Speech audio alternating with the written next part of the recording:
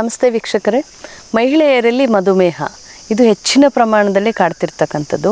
ಇತ್ತೀಚೆಗೆ ಮಧುಮೇಹ ಅಂತಕ್ಕಂಥದ್ದು ಒಂದು ದೊಡ್ಡ ಸಾಮಾನ್ಯವಾದ ಸಮಸ್ಯೆನೇ ಅಂತ ಅನ್ನಿಸ್ಕೊಂಡಿದೆ. ಆದರೆ ಮಹಿಳೆಯರಲ್ಲಿ ಹೆಚ್ಚಾಗಿ ಕಾಡ್ತಾ ಇದೆ. ಕಾರಣ ಏನು ಅಂತ ಯೋಚನೆ ಮಾಡಬೇಕಾಗತ್ತೆ ನಾವು. ಮಹಿಳೆಯರು ಮಾಡ್ತಕ್ಕಂಥ ದೈನಂದಿನ ತಪ್ಪುಗಳಲ್ಲಿ ಮಧುಮೇಹ ಅಂತಕ್ಕಂಥದ್ದು ಹೆಚ್ಚಿಗೆ ಕಾಡ್ತಾ ಹೋಗುತ್ತೆ. ಈ ಮಧುಮೇಹಕ್ಕೆ ಕಾರಣ ಅಂತ ಹೇಳಿದ್ರೇ ನಮ್ಮ ದೇಹದ ಒಂದು ವೀಕ್ನೆಸ್, ನಿಶ್ಶಕ್ತಿ. ಯಾವ ಅಂಗಾಂಗದ ನಿಶ್ಶಕ್ತಿ ಅಂತ ಹೇಳಿದ್ರೆ ಪ್ಯಾನ್ಕ್ರಿಯಾಸ್ ಅಂದರೆ ಮೇದೋಜೀರಕ ಗ್ರಂಥಿ ಅಂತ ಹೇಳ್ತೀವಿ. ಈ ಪ್ಯಾನ್ಕ್ರಿಯಾಸ್ನ ನಿಶ್ಶಕ್ತಿಯಿಂದ ಮಧುಮೇಹ ಅಂತಕ್ಕಂಥದ್ದು ಹೆಚ್ಚಿಗೆ ಕಾಡುತ್ತೆ. ಅದರಲ್ಲೂ ಮಹಿಳೆಯರಲ್ಲಿ ಹೆಚ್ಚಿಗೆ ಕಾಡಲಿಕ್ಕೆ ಕಾರಣ ಏನಂದರೆ ಮಹಿಳೆಯರು ತಮ್ಮ ಶಕ್ತಿಯನ್ನು ಕಳ್ಕೊಳ್ತಾ ಇದ್ದಾರೆ, ಚೈತನ್ಯವನ್ನು ಕಳ್ಕೊಳ್ತಾ ಇದ್ದಾರೆ. ಅವರ ದಿನನಿತ್ಯದ ಚಟುವಟಿಕೆಗಳು ಆರೋಗ್ಯವನ್ನು ಗಮನಿಸದೇ ಇರೋ ರೀತಿ ಮಾಡಿಕೊಂಡಿದೆ.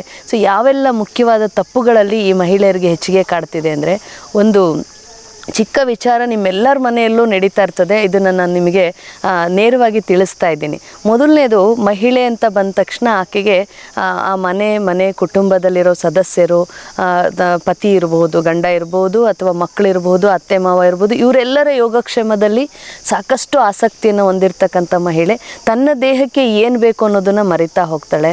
ಮೊದಲನೇದಾಗಿ ಬೆಳಗ್ಗೆ ಎದ್ದ ತಕ್ಷಣ ಆಕೆ ಮಾಡ್ತಕ್ಕಂಥದ್ದು, ಯಜಮಾನರು ಆಫೀಸಿಗೆ ಹೋಗಬೇಕು, ಮಕ್ಕಳು ಶಾಲೆಗೆ ಹೋಗಬೇಕು, ಅತ್ತೆ ಮಾವ ಔಷಧಿ ತೊಗೊಳ್ಬೇಕು, ಇವ್ರಿಗೆಲ್ಲರಿಗೂ ಏನು ಸೌಕರ್ಯ ಬೇಕೋ ಅದನ್ನು ಮಾಡಬೇಕು. ಅದಾದ ನಂತರ ಮತ್ತೇನು, ದೇವ್ರ ಪೂಜೆ ಮಾಡಬೇಕು, ಮನೆ ಕೆಲಸಗಳನ್ನು ಮಾಡಬೇಕು. ಇವೆಲ್ಲ ಮುಗಿಸ್ಕೊಂಡ್ರೆ ಮತ್ತೆ ಮಧ್ಯಾಹ್ನದ ಆಹಾರದ ವ್ಯವಸ್ಥೆ ನೋಡ್ಕೊಳ್ಬೇಕಾಗತ್ತೆ. ಇದೆಲ್ಲ ಗಮನದಲ್ಲಿ ಇಟ್ಕೊಳ್ತಾ ಏನು ಮಾಡ್ತಾರೆ, ಬೆಳಗ್ಗೆಯಿಂದ ಹೊಟ್ಟೆ ಖಾಲಿ ಇಟ್ಬಿಡ್ತಾರೆ. ಬೆಳಗ್ಗೆ ಎದ್ದು ಒಂದು ಲೋಟ ಕಾಫಿನೋ ಟೀನೋ ಕುಡಿದ್ರೆ ಅವ್ರದ್ದು ಟಿಫನ್ ಅಲ್ಲೇ ಮುಕ್ತಾಯ ಆಗಿರುತ್ತೆ. ಬೆಳಗ್ಗೆಯಿಂದ ಹೊಟ್ಟೆ ಖಾಲಿ ಇಟ್ಟು ಮತ್ತೆ ಯಾವಾಗಲೂ ಆಹಾರವನ್ನು ತೊಗೊಳ್ತಾರೆ. ಆ ಆಹಾರ ಎಂಥದ್ದಾಗಿರುತ್ತೆ ಅಂದರೆ ಉಳಿದಿರೋ ಆಹಾರವಾಗಿರುತ್ತೆ. ರಾತ್ರಿದೇನೋ ಉಳಿದಿದ್ರೆ ಎಸಿಬೇಕಲ್ಲ, ಅದು ವೇಸ್ಟ್ ಆಗುತ್ತಲ್ಲ ಅಂತ ತಿಂದ್ಬಿಡ್ತಾರೆ.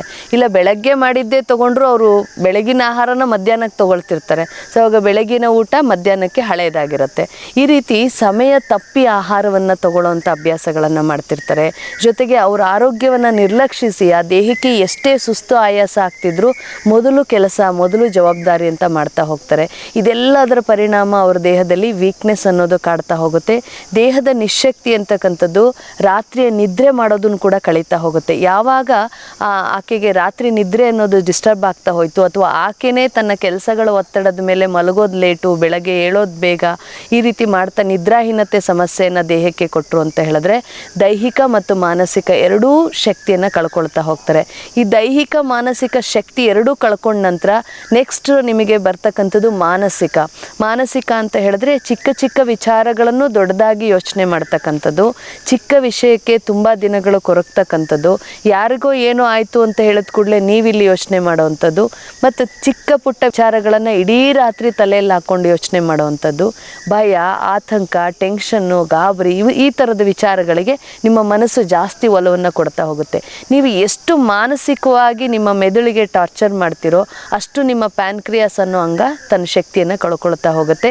ದೈಹಿಕ ಮತ್ತು ಮಾನಸಿಕ ಎರಡೂ ಶಕ್ತಿಯನ್ನು ನೀವು ಕಳ್ಕೊಂಡ್ರಿ ಅಂತ ಹೇಳಿದ್ರೆ ಮಧುಮೇಹ ಅಂತಕ್ಕಂಥದ್ದು ಮೊದಲಿನ ಸ್ಥಾನವನ್ನು ಪಡೆದುಕೊಳ್ಳುತ್ತೆ.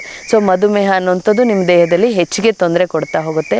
ಈ ರೀತಿ ಮಹಿಳೆಯರು ಮಾಡ್ತಿರ್ತಕ್ಕಂಥ ತಪ್ಪು ಅಭ್ಯಾಸಗಳು ಜೊತೆಗೆ ಕೇವಲ ಇದಿಷ್ಟೇ ಅಲ್ಲದೆ ಇತ್ತೀಚಿನ ಮಹಿಳೆಯರು, ಈಗ ವೃತ್ತಿಗೆ ಹೋಗುವಂಥವ್ರು ಇರ್ಬೋದು, ಕೆಲಸಕ್ಕೆ ಹೋಗೋ ಒತ್ತಡದಲ್ಲಿ ಮನೆಯಲ್ಲಿ ಸರಿಯಾದ ಆಹಾರವನ್ನು ತಯಾರು ಮಾಡಲಿಕ್ಕೆ ಸಮಯ ಇರೋದಿಲ್ಲ.